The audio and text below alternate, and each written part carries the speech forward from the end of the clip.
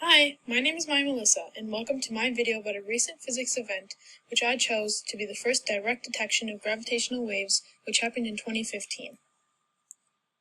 I bet you're wondering, well, what even is a gravitational wave? Well, gravitational waves are an invisible, very fast ripple in space. They travel at the speed of light, about 3 times 10 to the 8 meters per second. They will squeeze and stretch anything in their path, making them one of the most violent and energetic processes in the universe. Now imagine throwing a stone in a pond, and the ripples that emerge in the water are a somewhat accurate 2D representation of what a gravitational wave looks like in space. The more powerful waves are caused by a space catastrophe, such as black holes or supernova colliding. Back to the rock and pond example, the heavier the rock you throw, the more and stronger ripples there are in the water. The heavier the masses in space colliding, the stronger the waves.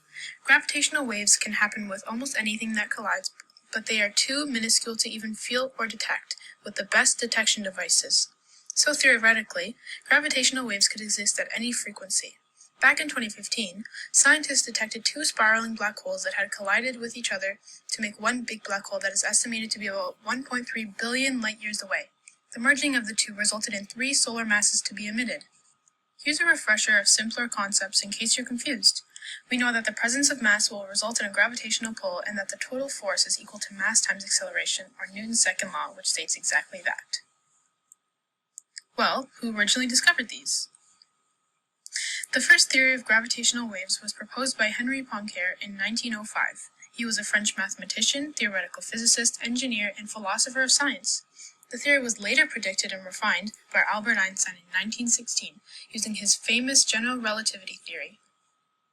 When Poincare and Einstein presented their theories, there was no proof. 20 years after Einstein's death, a Puerto Rican scientist named Joseph Taylor used a 1,000-foot telescope to seek out the first pair of binary pulsars in 1974. Pulsars are spherical, compact objects that are about the same size as a large city, but contain more mass than the Sun. After many years of studying the pair, they found the first proof that Einstein's theory was correct. But what is Einstein's theory? Einstein's general theory of relativity explained. Instead of gravity being 2D, invisible, and a force that attracts objects to one another, it is seen as a warping of space, meaning the more massive something is, the more it will warp the space around it. Time is also affected by gravity. For example, when you're at the top of a hill where gravity is weaker, you may notice that time seems to be running faster. The same occurs for places of stronger gravity, such as standing below sea level, where time may seem to be running slower. This is called gravitational time dilation. Gravity warps the fabric of the space-time continuum. Another example being that the Sun is massive enough to warp the space around it to make the planets orbit it. Whereas Newton saw gravity as 2D, Einstein saw it as 3D. Remember, gravity is not just a force. Back to the actual detected waves. The first detection of gravitational waves was recorded back on September 14, 2015, but announced to the public in February of 2016 at the LIGO Center in Hanford, Washington and Livingston, Louisiana in the US.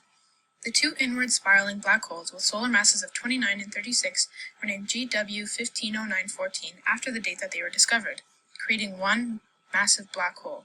A solar mass is the mass of the Sun, 2 times 10 to the 30 kilograms, or 333,000 Earths, so the black holes were 29 and 36 times the mass of the Sun.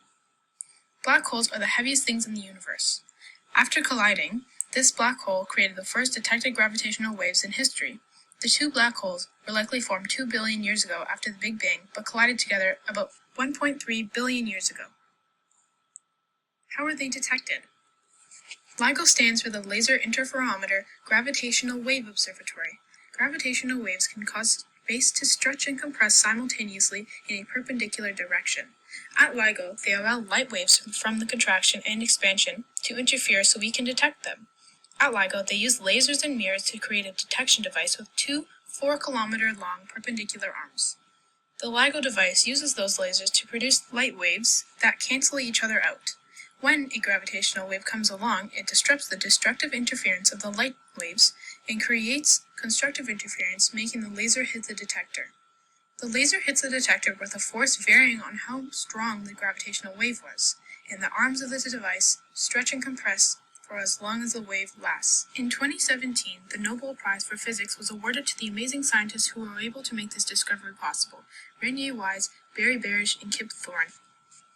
Here's a refresher on how wave interference works. Wave interference is when two waves interact and either build on each other or cancel each other out. There are two types of interference, constructive and destructive. Constructive is when two waves build on each other and it is observed at any location where the two interfering waves are displaced upward or downward. Destructive interference is when two waves cancel each other out without requiring the same amplitude. However, the meeting of the two waves does not affect their individual paths. Here I just have a few more examples on how the LIGO device works and looks on detecting gravitational waves. And there we have it, a simple yet informative explanation of the first direct detection of gravitational waves. Thank you so much for watching, and I hope you have a great rest of your day. Bye!